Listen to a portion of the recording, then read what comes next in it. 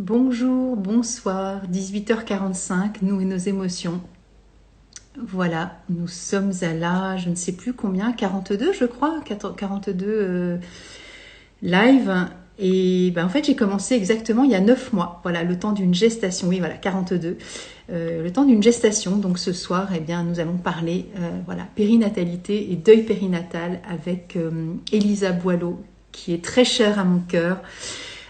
Coucou pour tous ceux qui viennent rejoindre, ceux qui ont raison d'une mauvaise connexion. Super, coucou Elisa. J'ai eu un petit pop-up, je ne sais pas ce qui se passe.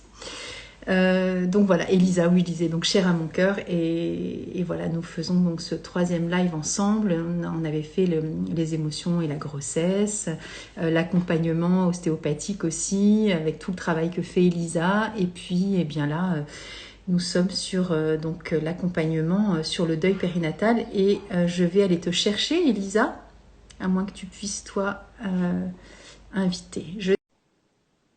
Normalement, c'est bon. J'espère que tu vas avoir l'invitation. En tout cas, merci à tous ceux qui regardent les vidéos. Coucou, Elisa. Salut, Coucou. ça va? Ça va et toi? Ouais, bien, bien. Bien, Ouais. bien. Ouais, j'étais en train de remercier tous ceux qui regardent aussi, pas forcément en direct, tu vois, Oui, mais c'est ça. Il y a c'est je sais qu'il y a plein de gens qui regardent en différé. Donc, bonjour à ceux qui sont là, qui vont pouvoir super poser des cool. questions. Oui, Et puis aussi à tous ceux qui peuvent le regarder plus tard ou plus tard, exactement. à d'autres occasions. Mm. Est-ce que tu veux te représenter un tout petit peu pour ceux qui savent pas, qui découvrent et qui voilà, qui découvrent mon compte ou qui voilà, qui Ouais. aimeraient en savoir un peu plus sur toi quand même. Mm. Alors, moi, je suis sage-femme ostéopathe, ancienne sage-femme des hôpitaux de Lyon. Et je suis basée à Lyon et je suis actuellement ostéopathe préférentiellement autour de la pédiatrie et de la périnatalité, on va dire. J'accompagne les mamans aussi bien dans leur désir d'enfant en amont de la grossesse, pendant toute la grossesse et après en postpartum pour la mise en route de l'allaitement, pour tout ce qui peut se passer autour des premières années du bébé, mais même jusqu'à grand. Hein, donc c'est de la pédiatrie élargie, on va dire. C'est pour moi vraiment intéressant de travailler sur la dynamique familiale et clairement ça me permet aussi de pouvoir transmettre dans les formations beaucoup de choses basiques, on va dire, sur bonjour à tout le monde là. Je vois qu'il y a plein de gens qui arrivent, c'est trop bien. Ça me permet aussi de transmettre pendant les formations tout ce qui est important par rapport à ce qui peut aider les ostéopathes à guider les parents vers un mieux-être aussi bien pour les enfants que pour les grands. Voilà. Eh ben écoute, merci pour ta présentation. Je sais que tu as un programme de dingue toute l'année, mais c'est pas que cette année en fait, c'est Ben, tu en fait, n'arrêtes j'enseigne en jamais. France, à l'étranger. Voilà. Voilà, c'est vrai que pour moi, la transmission, elle est importante. Déjà, en tant que sage-femme, je le faisais avec les parents et avec les étudiants. Mais là, c'est vrai que en formation ostéo, alors il faut savoir quand même que si je peux faire une petite intervention, les stages, il y a les stages qui sont en milieu naturel notamment, sont ouverts aussi aux gens qui sont pas forcément ostéo. Donc voilà, n'hésitez pas à aller regarder sur le site pour voir s'il y a des choses qui vous donnera envie par rapport à d'autres horizons, on va dire. Alors là, en ce moment, c'est un petit peu réduit les horizons parce que je vais essayer de proposer essentiellement des sols, Des des territoires stages sur le sol métropoliens, français, on va dire. voilà. Mais voilà, on verra en fonction de comment ça se passe. Et bah du coup, voilà moi. Alors toi, tu as des diplômes universitaires et voilà médicaux. Alors moi, je me présente en tant que conseillère agréée Fleur de Bac et formatrice, mais pas que. Je suis aussi maman de 3 enfants et alors moi, je me vois un peu comme une doula émotionnelle. Alors ça n'existe pas, tu vois, mais tout ce que auquel tu participes toi dans ta pratique, ben en fait, moi j'ai envie de mettre à cœur ma connaissance et mon expertise émotionnelle justement dans tout ce vaste étalage entre guillemets que tu viens de dire, c'est-à-dire tout ce qui est prêt. voilà, post, et puis bah, toute la petite enfance aussi, et accompagner les parents, parce qu'il y a plein de personnes qui sont complètement perdues face à l'accueil d'un bébé ou d'une deuxième ou d'une troisième grossesse. Ça dépend bien sûr des circonstances, et voilà. Donc moi, ma posture vis-à-vis de toi, bah, c'est plus un soutien émotionnel, et puis c'est un échange et un partage, parce que on communique aussi de cœur à cœur avec ce réseau-là qui est juste exceptionnel. Et donc voilà, on a des projets aussi communs, donc on le dira à la fin de Ouais. On l'histoire. laisse un petit peu de suspense. Un peu de suspense, exactement. Et donc voilà. Et donc je disais dans la story que tu m'as proposé cette thématique que je trouve vraiment très importante, parce que c'est souvent un sujet extrêmement tabou et qui est tellement empreint bah, justement d'un émotionnel qui est tellement à vif. Même plusieurs années après, hein, ne pensez pas que cette thématique-là, elle est à chaud de ce qu'il se passe, parce qu'à chaque fois qu'on rencontre des personnes, en tout cas, bon, je parle pas pour toi, mais j'imagine que c'est la même chose. C'est ravivé, que ce soit 5 ans, 10 ans, 20 ans, c'est Ouais. toujours présent. Donc voilà, moi je serai là en soutien aussi pour proposer des fleurs de bac, bien entendu. Et donc voilà. Donc, Non, pour moi, si tu veux, si je peux rajouter quand même quelque chose par rapport à la place que tu peux avoir en tant que conseillère en fleurs de bac, pour l'avoir beaucoup utilisé personnellement, je trouve que le gros plus des fleurs de bac, c'est que ça débloque des situations qui sont souvent coincées, ou ça permet d'adoucir et de rendre plus moelleux les transitions, les passages. Et pour moi, c'est vraiment qualitativement très très important, puisque même en tant que professionnel, on l'utilisait beaucoup. Alors, la dernière fois, je te disais déjà que on utilisait plutôt le rescue en méthode directe, parce que l'accouchement en direct, c'est tellement l'ouragan que le rescue marchait bien. Mais c'est vrai que quand ça peut être ciblé, c'est la puissance de l'unicité, pour moi, elle est vraiment intéressante, aussi bien dans la technique ostéopathique que dans les fleurs ou dans l'homéopathie. Et du coup, pour moi, voilà, c'est vraiment chouette qu'on puisse avoir ce soutien énorme, en fait. en fait, c'est que pour moi, les fleurs de bac, dans ce cadre-là, parce qu'on parle du deuil périnatal, mais bon, on va pas parler de tous les sujets, mais celui-ci en particulier, pour moi, les fleurs de bac, elles accompagnent aussi, et elles participent même à la guérison de cette blessure, alors qu'on ne pourra jamais franchement être guéri du deuil périnatal. Enfin, périnatal, c'est vaste, hein. Mais avec certaines fleurs, en fait, c'est comme s'il y avait une cicatrice, puisque bah voilà, hein, je me suis blessée, il y a une douleur, et puis bah j'ai été recousue, j'ai des points de suture ou pas. Mais lorsque je vois ma cicatrice et lorsque je la touche, elle est existante, parce que les fleurs de bac, elles n'enlèvent pas la réalité de ce que j'ai vécu. Mon histoire, elle est là, mais je peux toucher, je peux regarder, j'ai plus mal en fait. Et cette douleur, elle est à un autre niveau. Et à mon sens, ça participe vraiment à une guérison. Alors, je vais dire de l'âme, mais en même temps, l'âme, Mais elle si est... c'est ça, ça guérit les bleus à l'âme, pour moi, Exactement. les fleurs. Hein. Voilà, vraiment, c'est une cicatrisation plus spirituelle, émotionnelle, mais ça va Tout plus à loin que fait. l'émotion presque, en fait. Exactement. Alors quand je dis de l'âme, là c'est Star of Bethlehem qui est la fleur bah, justement qui va penser toutes les plaies, toutes les bleus de l'âme, les souffrances, les chocs, les chagrins, la douleur, et puis bah qui parle même de ces personnes qui ne veulent pas être consolées, c'est-à-dire que dans cette douleur-là, cet accueil, il n'est pas concevable hein, dans ce moment précis d'accéder à la consolation.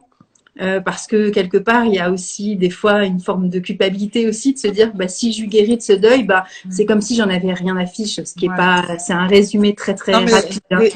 des fois, on croit que quand on garde la souffrance intacte, on va garder l'amour plus fort. Pur, tout à fait. Alors que moi, j'aime bien l'image à donner aux enfants qu'en fait, on peut décoller le chagrin de l'amour, Oui. laisser partir le chagrin et garder l'amour. Et c'est vrai que les petits, pour intégrer le deuil, c'est vraiment intéressant, parce qu'on va peut-être aborder ça, mais le deuil périnatal, ça va être aussi pour les parents, mais ça va être aussi pour les frères et sœurs, où il va falloir poser des mots dans la fratrie, quand il y a eu une annonce de grossesse et qu'il y a un bébé qui s'arrête, ou où il y a une malformation, ou il y a quelque chose qui va pas. À ce moment-là, il va falloir aussi trouver les mots pour les frères et sœurs, pour pouvoir les aider à traverser ça aussi dans de meilleures conditions. C'est ce que je disais dans la story. En fait, je parle bien sûr du deuil périnatal pour les femmes, mais on parle aussi des conjoints, voilà, au sens large du terme, et puis pour toute la famille, et donc par extension pour la fratrie, parce que ça dépend de voilà s'il y a déjà des enfants qui sont déjà à la maison ou pas. Et puis pour la famille au sens large aussi, puisqu'il y a les grands-parents, il y a les oncles, il y a les tantes, et ça réveille aussi des fois des douleurs. Donc c'est important de pas simplement prendre des fleurs des fois pour soi ou d'être à l'écoute de tout ce que nous vivons chacun, parce qu'il n'y a pas que les fleurs, comme tu le cites, il y a l'ostéopathie, il y a l'homéopathie, il y a tout on a toute une palette d'outils exceptionnels aussi pour se faire accompagner. Et bien voilà, de pas rester seul aussi face à cette douleur et à ce choc qui est ravivé aussi.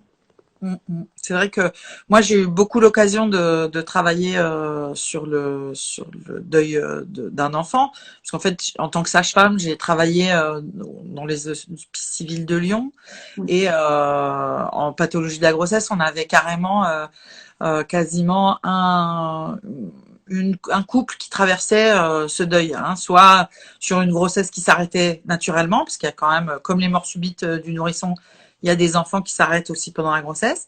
Et il y a aussi l'intervention lors d'une découverte d'une malformation, quand c'est une malformation qui est vraiment trop importante pour pouvoir soit être opérée, soit on n'a pas de solution de guérison. À ce moment-là, on propose aux parents soit d'interrompre la grossesse, soit de maintenir la grossesse jusqu'au bout, même si, par exemple, on sait que l'enfant peut décéder dans les quelques heures après la naissance. Donc ça, on va laisser le choix aux parents, mais c'est vrai que ça va être important déjà en amont de pouvoir le préparer, et puis de pouvoir aider aussi les parents à mieux appréhender quoi faire avec ce bébé, comment l'accompagner le mieux possible, parce que il faut pas oublier quand même que quand il y a une grossesse qui s'arrête ou une malformation qui intervient et qui nécessite une interruption médicale de grossesse, il faut imaginer quand même qu'à partir du 4-5e mois, il va se passer comme un accouchement naturel en fait. Et notamment, plus on avance dans la grossesse, plus ça va être un vrai accouchement avec tout ce qui accompagne l'accouchement. Alors, c'est clair que dans ce cadre-là, on va assez facilement proposer une péridurale et un accompagnement un peu plus médicalisé, on va dire. Mais en même temps, c'est aussi important pour les mamans de pouvoir se dire qu'elles vont accompagner leur bébé jusqu'au bout, quoi, en fait, et dans le meilleur dispositions possibles. Bah, c'est sûr que cette situation elle est compliquée, mais plus elles vont pouvoir y mettre du sens, plus elles vont pouvoir faire ce qu'elles sentent au plus profond d'elles-mêmes, bah, mieux elles vont guérir, comme tu disais tout à l'heure. C'est-à-dire que c'est pas dans l'ordre des choses de perdre un bébé, mais à partir du moment où on trouve le sens que ça vient nous dire dans ce qu'on traverse, et quand on a le message du bébé, j'ai envie de dire, quand on reçoit bien le message du bébé, quel que soit le terme, que ce soit en tout début de grossesse, parce que souvent on parle on parle pas de deuil périnatal sur une fausse couche, par exemple. Et pourtant, alors que c'est la même chose en fait. C'est la même chose. C'est même un deuil. Hein, ouais, c'est la même chose en fait. Mais même pour un avortement aussi, hein, tu peux aussi avorter alors que tu sais que dans ta tête c'est non, c'est ok, mais dans ton cœur il y a une partie qui est quand même en lien avec ce bébé. Et ce deuil-là, des fois, n'est jamais fait. Et même si c'est très juste, de toute façon, personne n'a jugé de la justesse du choix de cet avortement désiré. Le deuil, il est quand même là et l'empreinte est là, mais elle est quand même venue visiter. Et souvent, tu as certainement entendu la même chose que moi, c'est-à-dire que des grossesses ultérieures les mamans disent, je suis sûre que c'est ce bébé qui est revenu. Et voilà, donc en fait, il y a aussi cette sorte de... Alors, c'est pas une réparation, mais comme tu dis, cette écoute de l'âme, il y a des moments où on est tellement dans la souffrance qu'on n'est pas dans l'accueil aussi de la perception de cet état de conscience, de pouvoir se mettre justement à l'écoute de ce message de l'âme du bébé qui vient visiter en fait. Mm. Et j'ai envie de te demander, parce que toi, tu as beaucoup d'années d'expérience aussi en hôpital, et tu as vu évoluer aussi le milieu hospitalier, la maternité, au sujet justement de la prise en charge des parents par rapport à ce deuil aussi médicalisé et de tout ce qui est mis en place pour voilà, les parents. Alors, j'ai envie de dire qu'on a fait beaucoup de progrès dans ce Voilà. cadre-là. C'est Hein, important de le mais dire. quand même, Oui. ouais, c'est important. Je veux dire, Ouais. on laisse beaucoup plus la possibilité aux parents de choisir, notamment pour pouvoir voir le bébé. Avant, quand j'ai commencé mes études, limite, c'était mieux que les parents voient pas les enfants. C'est Et ça. aujourd'hui, on se rend compte que je parle aussi pour toutes les mamans qui sont dans cette situation-là. N'hésitez pas à voir vos bébés parce que c'est vraiment important pour le processus de deuil justement et de réaliser que bah oui c'était vraiment un bébé et qu'il était vraiment là et que c'est capital de pouvoir euh, le, faire ce passage-là en conscience en fait et même si ça paraît cruel hein, finalement parce qu'on se pose la question quand même est-ce que c'est possible avant on montrait pas les bébés au couple en se disant c'est trop cruel c'est pas possible mais en fait on se rend compte que bah, les mamans elles craquent quoi quand elles voient leur bébé elles disent ah il est trop beau et tout et que ça cette reconnaissance là elle va être capitale pour la suite Bien parce sûr. que ça va peut-être permettre pour une grossesse après de pouvoir donner de l'espoir, donner du désir et finalement faire la paix avec les fantômes transgénérationnels ou autres. C'est ça, et de faire aussi ce rite de passage, comme tu dis, et même si on peut pas le faire réellement comme la personne le souhaite, parce que chacun a ses croyances aussi par rapport à ça, mais peut-être aussi de visualiser peut-être cet enterrement, si c'est pas concrètement possible, en tout cas dans le cadre de la clinique ou de l'hôpital, mais à mon sens de pouvoir ritualiser, même en visualisation, pour faire tout ce qui a, si on peut pas mettre d'encens, et ben on peut quand même le mettre virtuellement, enfin. Non, mais les encens, c'est pas possible parce que avec le feu, l'oxygène Ah dans non, les services, c'est pas possible. non, mais Par contre, les huiles essentielles et les fleurs de bac, tu peux les emmener bien sûr, facilement en salle de naissance. c'est ce que je Donc, disais. Ça peut être virtuel, mais tu peux t'imaginer aussi, voilà, faire tout un rite de passage aussi pour accompagner cet espace qui est important aussi pour nous les hommes voilà, d'acter aussi et de poser comme quelque chose. Alors après, ça peut être une concrétisation aussi matérielle, hein, mais sous forme, voilà, de créativité aussi, si c'est possible. Voilà, toujours pareil. Il y a une façon aussi de transcender chacun à sa façon, mais d'acter et de poser l'acte, c'est important aussi. ouais, tout à fait. Et c'est clair que aujourd'hui, le personnel hospitalier va être vraiment à l'écoute des demandes des parents et va essayer d'accompagner au mieux. Donc voilà, il faut pas hésiter ben, même si c'est des demandes spéciales ou même si les mamans elles ont des envies particulières, faut vraiment aller au bout de ce besoin-là en fait. Hein. Et comme tu disais tout à l'heure, se faire accompagner, ça va être vraiment essentiel dans ce processus-là. Et moi, j'ai envie vraiment de donner un message d'espoir à toutes les mamans qui ont traversé ça.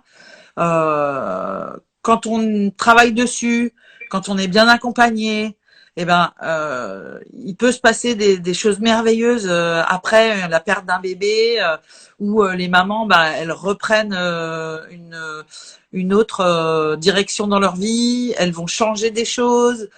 C'est vraiment des fois des carrefours et des choses très très positives qui sortent de ces épreuves qui normalement devraient pas arriver aux mamans parce que c'est vrai que comme je disais tout à l'heure c'est pas dans l'ordre des choses de perdre un bébé donc si on peut en faire une force et transcender cette perte là c'est vraiment hyper important nous en tant que soignants de pouvoir valoriser ce bébé, ce message du bébé, quoi. C'est ça. Après, c'est aussi aux soignants, entre guillemets, pour certains, peut-être d'apprendre aussi que ça fait partie aussi de l'élévation de l'âme de la personne, de passer par cette épreuve qui est voilà initiatique, hein, et tout le monde ne passe pas voilà par cette situation-là, mais c'est pas toujours simple non plus. Il faut aussi éduquer les soignants et les entourants voilà pour avoir cet état de conscience et puis chacun voilà son rythme par rapport à ça. Hein. C'est pas toujours donné à tout le monde entre guillemets, tu vois, d'avoir cet état de j'allais dire presque de clairvoyance aussi de ces messages de l'âme hein, pour pouvoir aussi transcender cette douleur en force, en puissance et voilà en création d'autres choses à travers cette épreuve bien entendu. Là j'ai envie de te parler de Sweet Chestnut pour ceux qui sont vraiment au fond du trou, hein, qui n'arrivent pas justement à laisser cet espace en eux parce qu'ils sont dans une telle souffrance émotionnelle que c'est pas envisageable en fait. Et cette lumière au bout du tunnel, et ben, elle n'est pas là en fait. Et ils ont l'impression aussi d'être tellement terrassés par la douleur, la souffrance, que c'est pas. Je veux dire, Star of Bethlehem, tu peux la prendre dans un état de choc, mais Sweet Chestnut, c'est vraiment quand tu es vraiment terrassé, laminé, enfin que tu n'arrives pas à t'en sortir en fait hein, de cette épreuve. Et peut-être justement Sweet Chestnut a proposé aussi pour certaines personnes pour pouvoir voilà recommencer peut-être à retrouver un peu d'espoir. D'espérance et c'est pas forcément en termes d'une nouvelle grossesse parce que c'est pas certainement pas au goût du jour non plus mais c'est pas un bébé qui en remplace un autre hein. C'est clair que c'est pas comme ça que ça fonctionne. Non, et c'est encore pire en fait dans les empreintes voilà après périnatale parce que justement ce bébé de remplacement a une charge aussi qui n'est pas sa place en fait hein. Chacun voilà et dans la fratrie encore une fois on fait pas j'ai pas eu 3 enfants si j'ai fait 2 fausses couches j'ai eu bien 5 enfants donc c'est important aussi que chacun ait véritablement son espace particulier avec son prénom ou son énergie en tout cas qui lui est propre hein.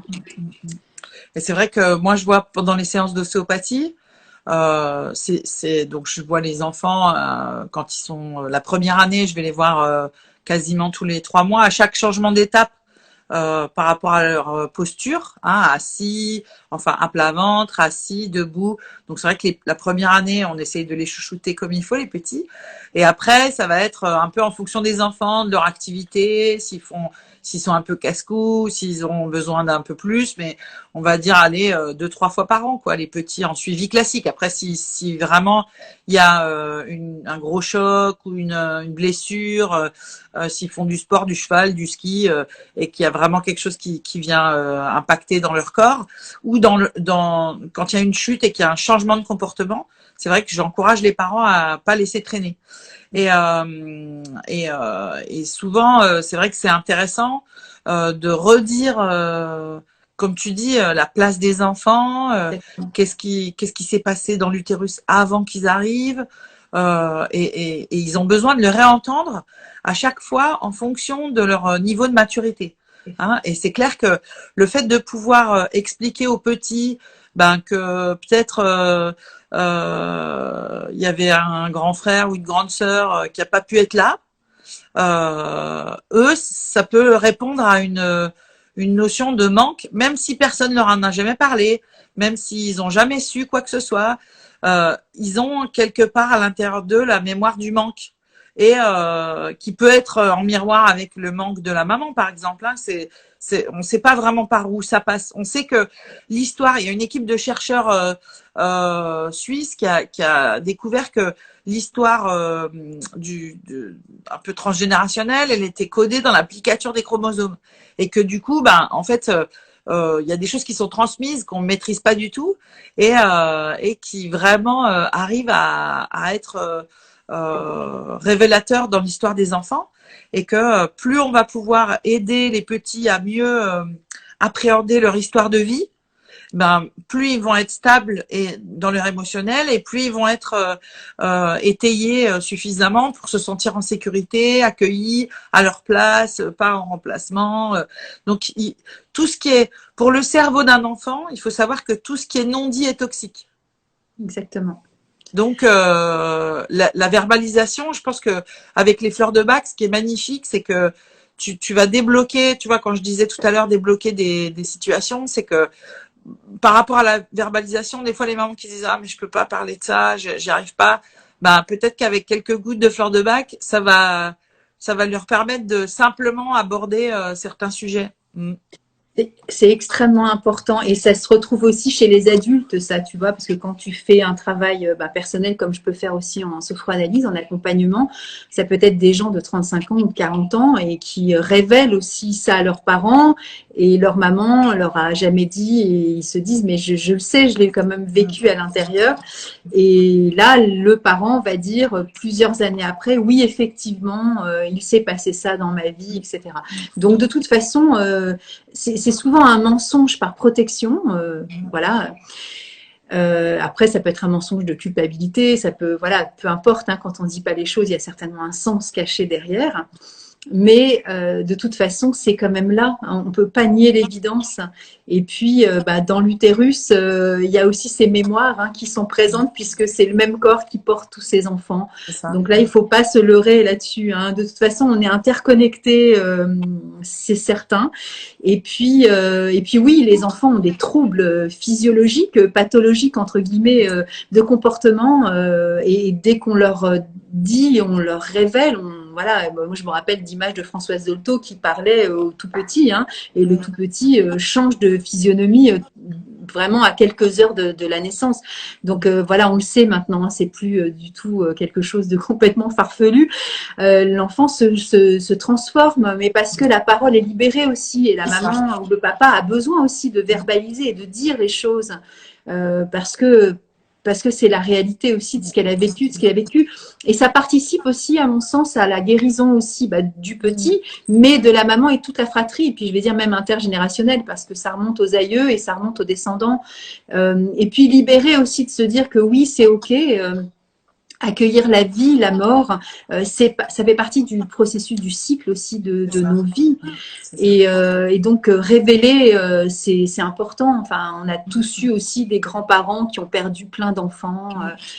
Voilà, ça se Mais on va dire télescope. qu'avant, c'était tellement fréquent que on n'avait pas le même attachement au niveau Non. des enfants. Là aujourd'hui, ça prend une dimension qui est différente dans notre vie à l'heure actuelle. Il faut aussi parler dans ce qu'on voit de plus en plus, c'est par exemple quand il y a la perte d'un jumeau ou quand il y a une réduction embryonnaire lors d'une procréation médicalement assistée. Hein, des fois, il peut y avoir généralement, mais plus que 2 embryons. Mais sur un des embryons qui a été inséminé, il peut se dédoubler et faire une grossesse triple. Il faut savoir que les grossesses triples, quadruples, quintuples, elles sont vraiment dangereuses. Alors, je sais que dans certains pays, ils laissent évoluer la grossesse, quelles que soient les conditions. Mais en France, on va proposer pas mal ce qu'on appelle la réduction embryonnaire. Donc, ça veut dire que pendant que la maman est enceinte de triplé ou de quadruplé, on va proposer d'en enlever 1 ou 2. Donc, en fait, on fait une injection au niveau du bébé pour arrêter son cœur et faire que la grossesse s'arrête. Souvent, c'est là aussi, c'est parce que l'état de la maman permet pas de continuer la grossesse. Donc, est-ce qu'on perd la maman? Est-ce qu'on perd tous les bébés?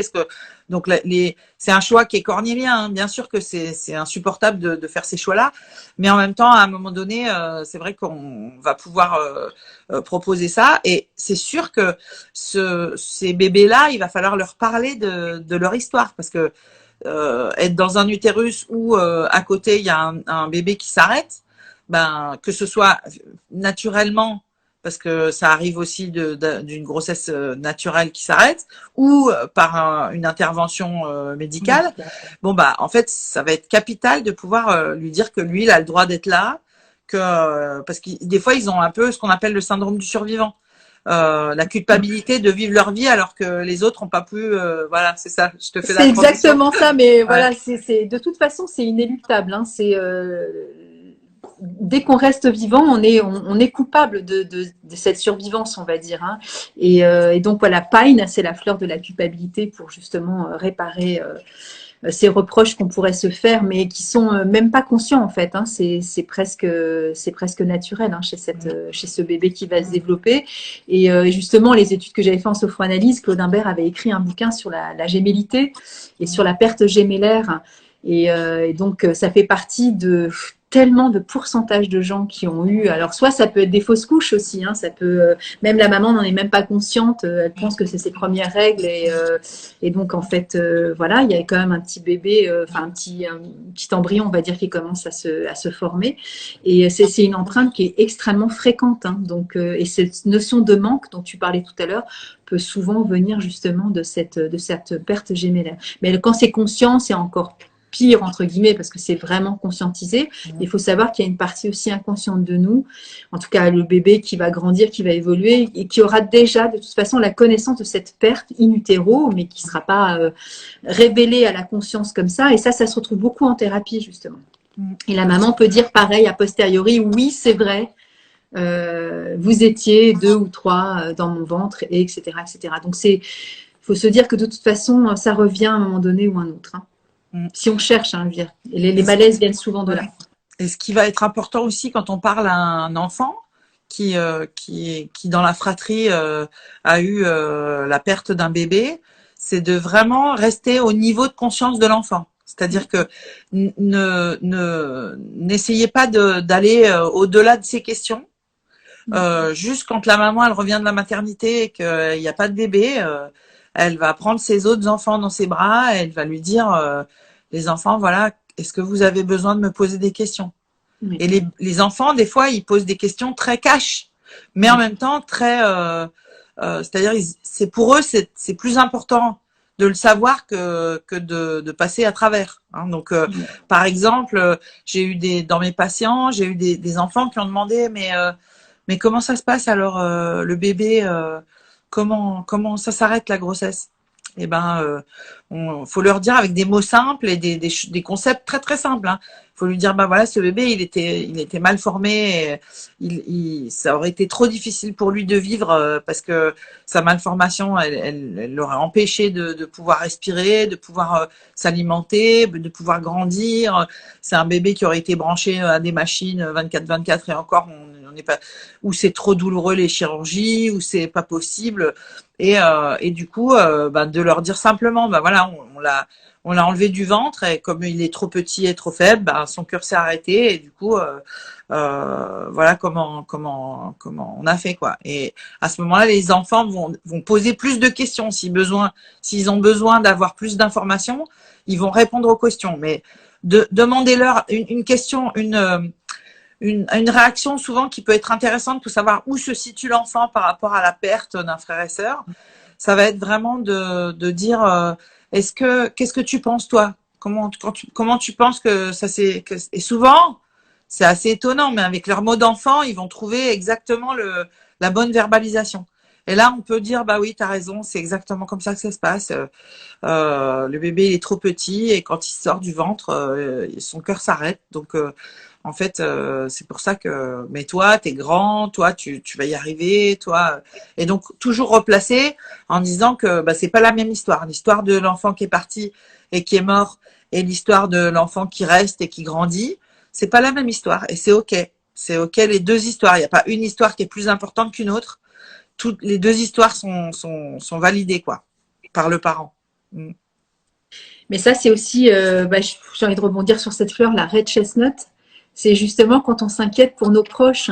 Ouais. Et ces explications-là, elles sont valables aussi si nous, en tant que parents, dans ces épreuves-là, on est dans cette capacité aussi d'être dans l'ouverture par rapport à leur capacité de réception de l'information et pas de projeter aussi des choses, tu vois, qui seraient inquiétantes aussi pour eux parce qu'ils ont leur propres ressources par rapport à l'accueil de leur place dans leur fratrie et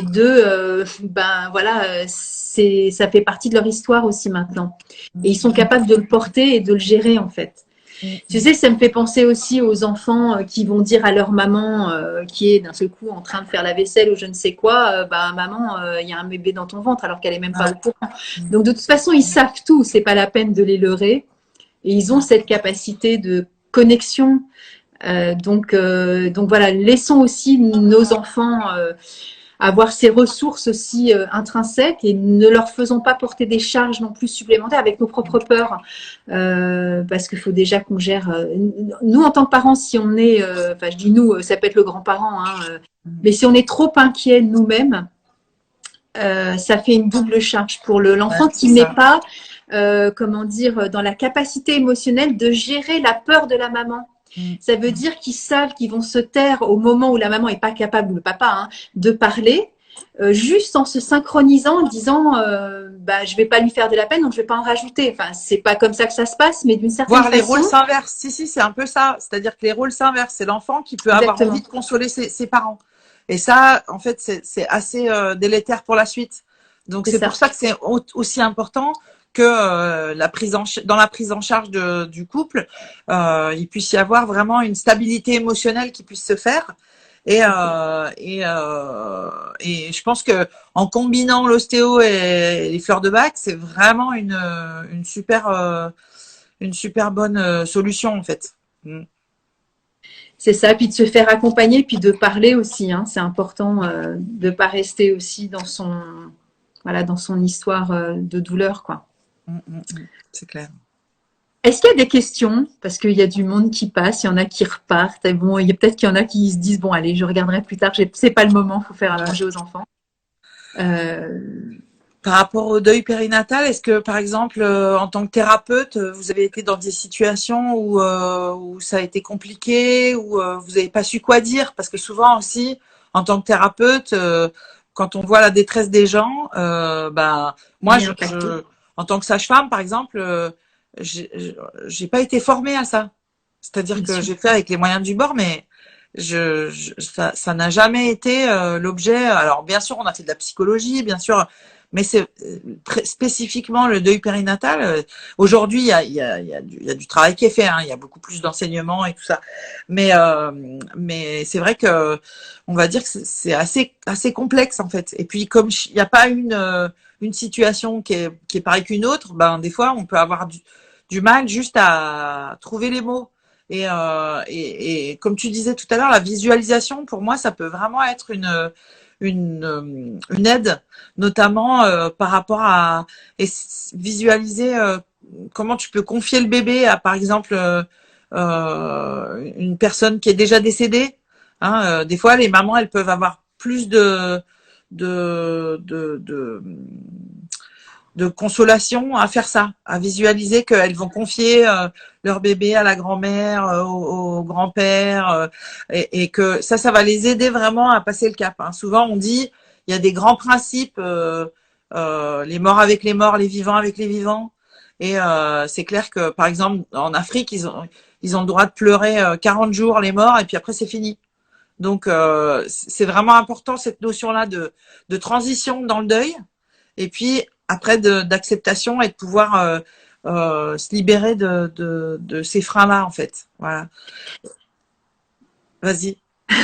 Non, mais comme tu disais justement sur l'accompagnant, ostéopathe ou sage-femme, ou voilà, peu importe. Hein, j'ai eu un message hier en message privé justement sur une femme ostéopathe et qui elle-même aussi a vécu justement une fausse couche. Donc c'est toujours pareil, hein, c'est la même histoire qui se répète, c'est-à-dire que lorsqu'on n'a pas entre guillemets guéri des fois, alors je parle pas de cette personne-là en particulier, mais je rebondis. Hein, quand on n'a pas penser les plaies de notre âme par rapport à ce départ et ce décès, eh bien, comment accompagner quelqu'un puisque ça va ressecouer aussi notre propre corde émotionnelle. Donc, forcément, il y a un double effet qui se coule. Là. Je suis là en tant qu'accompagnant, mais la personne me parle et moi, ça me chahute, ça me perturbe. Donc, la fleur que je proposerais, c'est Walnut.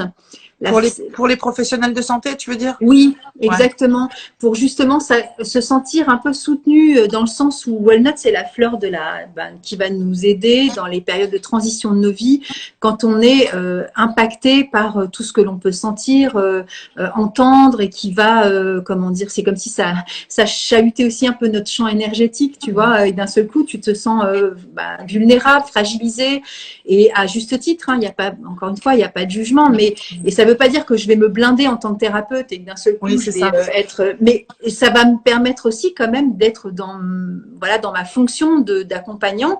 Et puis après, bah, peut-être justement prendre conscience que j'ai aussi besoin d'aide pour le moment. Parce que bah, peut-être que justement, si ça réactive, c'est que c'est pas complètement fluide. Un Et peu comme la labradorite ou le quartz.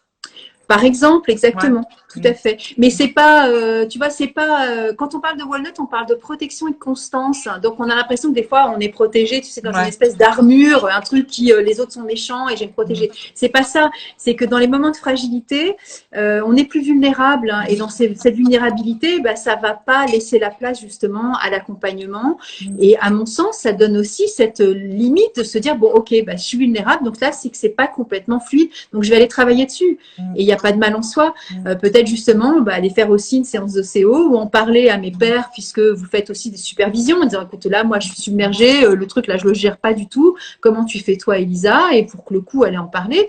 Et puis, peut-être aussi faire des séances avec d'autres techniques si nécessaire. Hein. Mais c'est important d'en avoir conscience de cette vulnérabilité. Et c'est chouette parce que comment ne pas être impacté par la douleur de l'autre. C'est pas tolérable, on est humain. Et pareil, on peut aussi, en tant qu'accompagnant, être très inquiet pour son patient ou son client ou son, etc. Donc tu vois, voilà, ça peut être aussi red chestnut si besoin est nécessaire.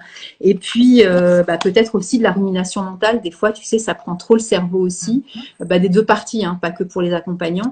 Mais ça, c'est aussi bah, une fleur qui peut aider. C'est white chestnut pour toutes ces périodes où on est trop dans la rumination mentale et ça envahit tellement le cerveau qu'on est disponible à rien.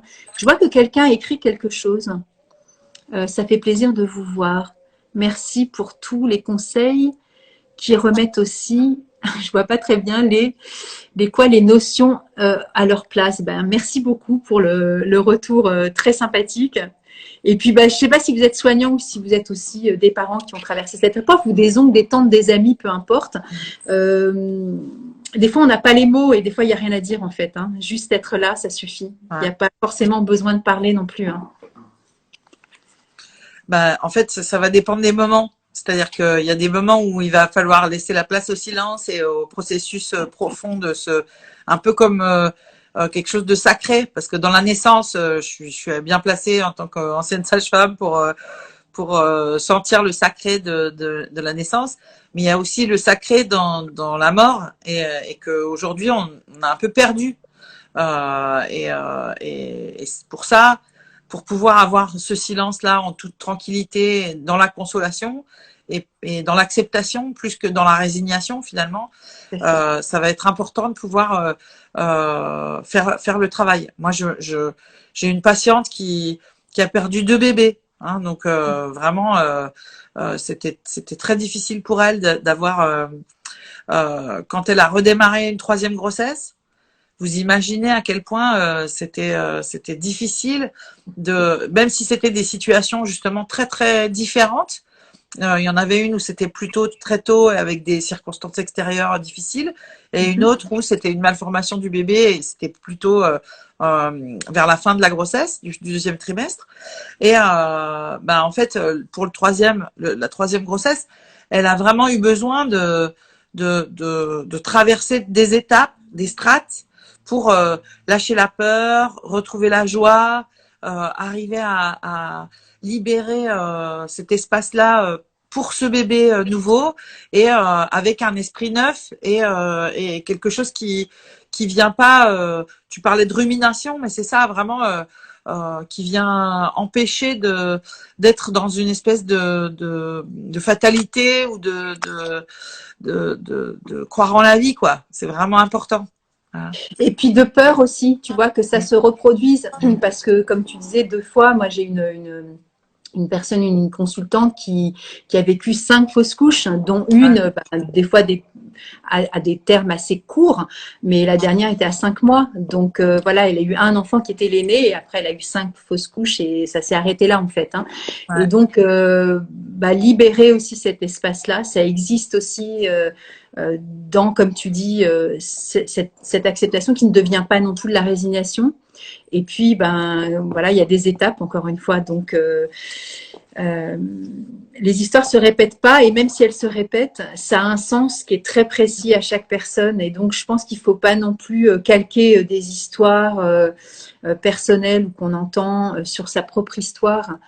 Euh, on a tous des choses et des chemins différents à traverser, et quand ça passe par le deuil, ça fait partie de ce rituel aussi de la vie qui prend son sens avec la naissance, comme tu dis, la gestation, la grossesse et tout ce qui va.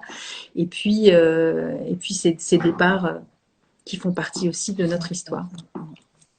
Ouais, tout à fait.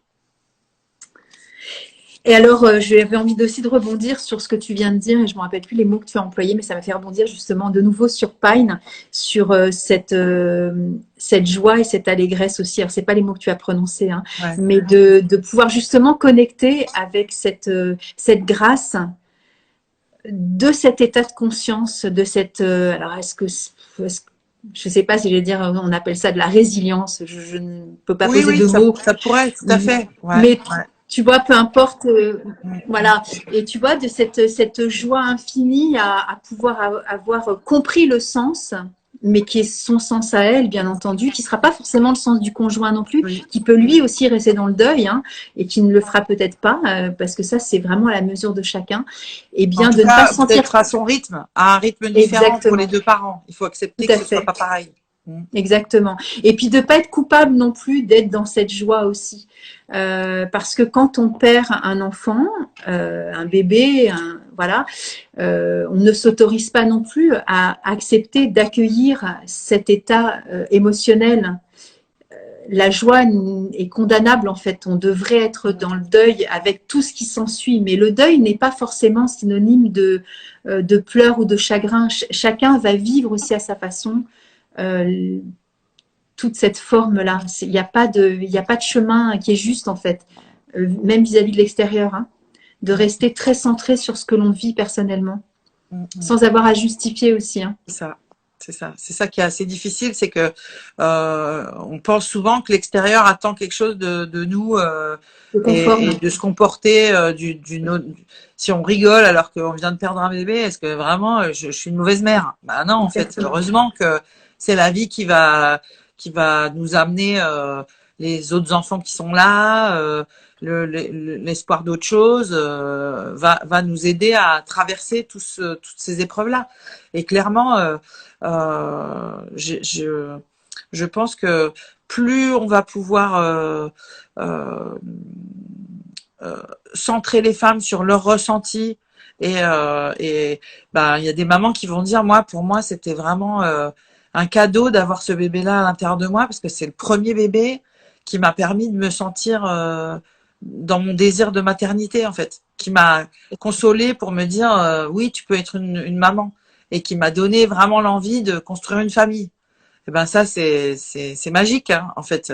Et même si ce bébé là il reste pas et que ce premier là bébé il part, ben en fait d'avoir pu sentir ça et d'avoir pu faire ce cadeau là à cette maman là, ben c'est tout gagné en fait parce que finalement on reste pas sur un quelque chose qui pourrait ressembler à un échec, mais la perte d'un bébé ça peut vraiment être quelque chose qui va faire grandir comme tu disais spirituellement émotionnellement et d'accepter la vie comme elle est en fait. Et je vais te dire sous toutes ses formes, parce que quand tu dis ce bébé qui reste pas, en fait, il est là. Et on n'a pas toujours conscience parce qu'on n'a pas cette perception. On a une perception là en 3 dimensions, mais il est là le bébé. Ouais. En fait, Il a laissé sa trace reste. quoi, on va dire. Il a laissé sa trace. C'est ça, exactement. Et il est là de toute façon. Il a sa place. Donc, on peut toujours être en lien avec lui, quoi qu'il advienne, et sans être forcément, je ne dirais rien de plus, mais je veux dire, chacun a ses croyances par rapport à ça. Il y a beaucoup quand même de mamans et de papas qui traversent, et des frères et des sœurs, et qui traversent ces épreuves-là, qui sont en contact avec l'âme de ce bébé. Donc, il est là. Il reste pas sous cette forme-là, mais il reste. Enfin, le mot, pour moi, il est important parce que voilà, chacun chemine aussi à sa façon par rapport à ça. C'est plus ou moins entendable en fonction des croyances, mais on peut aussi se connecter à ce que l'on ressent intrinsèquement et se faire confiance par rapport à ça. Tout à fait. Il n'y a pas de Il y a jugement. une dessinatrice qui a fait récemment là une BD sur le deuil périnatal. Je vous le mettrai peut-être en story. Hein, Corrigan, qui justement fait aussi des faire-part ou des petites cartes avec Okay. les bébés qui sont morts soit par fausse couche, soit plus grands. Et du coup, c'est vraiment intéressant comme tu dis, d'avoir la place qui est toujours là. Ça n'empêche rien d'avoir la joie d'accueillir un autre enfant. Mais c'est dans l'histoire, quoi. C'est dans l'histoire, c'est ce que je te disais au début. Alors voilà, c'est dans la mesure où bah, de notre capacité de le faire et selon nos croyances et nos envies et nos besoins, ce que je proposais, c'est vraiment la créativité qui continue, mais à travers la matière. Donc ça peut être effectivement sous forme de dessin, sous forme je sais pas, de poterie. On peut s'acheter de la pâte, tu vois, de l'argile, faire un dessin, une peinture, un bout de tissu. Enfin, on s'en fout. Une chanson, une danse, mais que ça incarne la présence aussi pour se relier en cas de nécessité. Et c'est pas forcément faire un hôtel. Et puis même si c'est un hôtel, dire pourquoi pas. Je veux dire, chacun fait ce qu'il veut. Mais voilà, on peut aussi le matérialiser sous forme de créativité, ressources en fait. Ouais, l'idée c'est pas de se rouler dedans et de rester dans le deuil. On est d'accord. Hein. L'idée c'est d'avancer et de le vivre le mieux possible. Et de transformer. Voilà.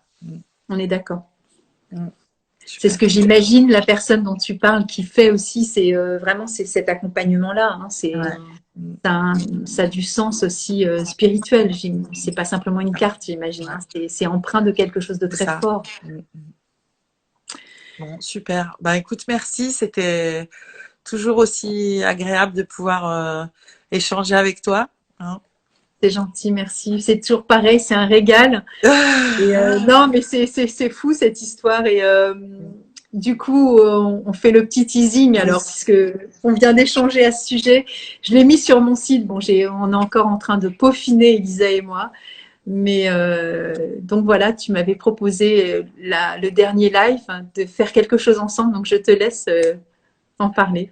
Alors, je vais avoir la joie d'accueillir à Lyon Nathalie pour un week-end autour des fleurs de bac et de la périnatalité. Alors, qui sera un week-end qui sera ouvert à tous. Hein. Il peut y avoir des thérapeutes, des ostéos mais je pense, enfin, professionnels de santé. Voilà, professionnels de santé pour pouvoir tous les accompagnants autour de la périnatalité, on va dire. Hein. Et donc ça va être sur les dates. Par contre, je les ai pas les dates. Alors moi, je les ai retrouvées. C'est le 26 ou 27 et 28. Attends, je vais te dire ça tout de suite. Samedi, 27 et 28. Samedi, dimanche, novembre. Novembre, voilà. 27 et 28 novembre. Ouais. C'est ça. C'est ça. En présentiel, donc 2 jours d'affilée. Voilà, on aura la joie de t'accueillir à Lyon, donc à Bellecour, hein, et de pouvoir échanger, de parler de nos pratiques et vraiment apprendre et grandir ensemble. C'est ça. Alors, il y aura la première journée qui sera dédiée aux 38 fleurs, parce qu'il faut quand même connaître la base. Il y en a déjà qui connaissent et qui pratiquent, mais je serai là quand même en tant que formatrice aussi du Centre Bac. Alors, c'est pas une formation qui est agréée du Centre Bac, c'est celle que je fais moi, mais qui va regrouper les 38 fleurs. Donc, on va revoir les fondamentaux, plus bien sûr, tu l'as cité, remède de secours, donc le rescue. Ça, c'est la première chose à faire quand on apprend une mauvaise nouvelle ou voilà. Il y aura de la crème rescue aussi, on avait déjà évoqué sur 2 autres lives. Et puis le lendemain, elle sera consacrée à tout ce que les étudiants seront là, ou les stagiaires, je ne sais pas comment les appeler, mais qui seront donc les professionnels de santé autour de la périnatalité, et qui auront aussi leurs propres demandes et leurs propres besoins. Le but, c'est évidemment de faire des cas cliniques. Exactement. Voilà. Et de travailler sur nos acquis de la veille pour pouvoir justement se sentir plus fort le dimanche soir en disant c'est ok, à partir de demain, c'est bon, je peux y aller, quoi.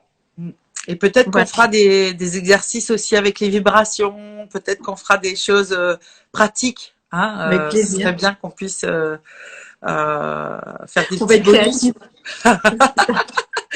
Ce stage va se construire au fur et à mesure.